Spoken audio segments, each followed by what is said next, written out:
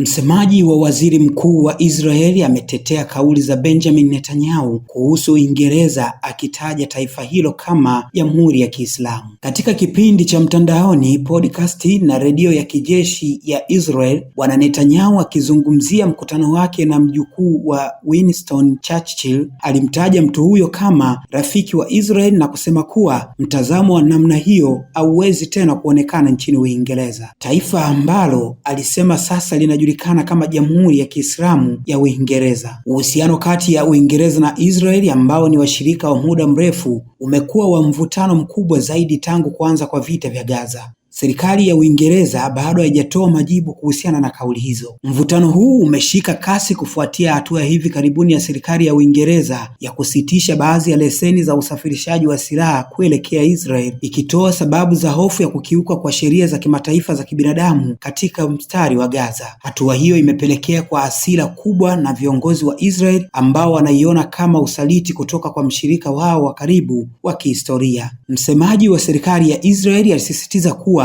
maneno ya Netanyahu yalitokana na kile alichokiita mabadiliko makubwa ya kisiasa na kidemokrasia nchini Uingereza, tolea mfano maandamano makubwa ya kuunga mkono Palestina yanayofanyika mara kwa mara jijini London. Kwa mujibu wa msemaji huyo, shinikizo la kisiasa la ndani limeanza kuathiri mtazamo wa kidiplomasia wa London kuelekea Mashariki ya Kati. Hata hivyo, wanasiasa mbalimbali nchini Uingereza pamoja na wachambuzi wa mambo ya kimataifa wanaikosoa vikali kauli ya Netanyahu, wakiitaja kama isiyo ya kidiplomasia na yenye lengo la kuchochea chuki. Baadhi ya wabunge wametoa wito wa Wizara ya Mambo ya Ndani ya Nje ya Uingereza kumuita balozi wa Israel ili kutoa ufafanuzi rasmi kuhusiana na madai hayo mazito. Licha ya kejeli hizo na hali ya sintofahamu iliyotanda, wadadisi wa mambo wanaamini kuwa ushirikiano wa kijasusi na kiusalama kati ya mataifa hayo mawili utaendelea chini kwa chini, ingawa mahusiano ya wazi ya kisiasa yanaonekana kuingia kwenye kipindi kigumu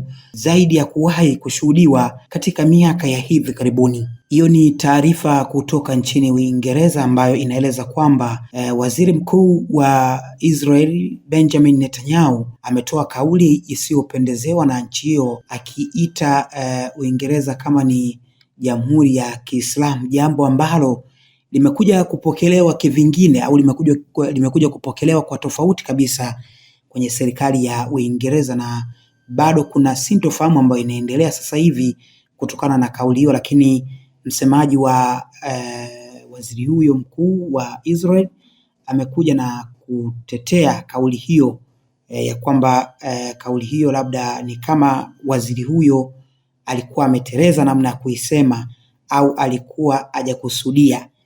Basi tuendelee kusubiri kwa kile ambacho kitajiri kutokea hapo Uingereza kuhusu majibu ya kuhusiana na kauli hiyo.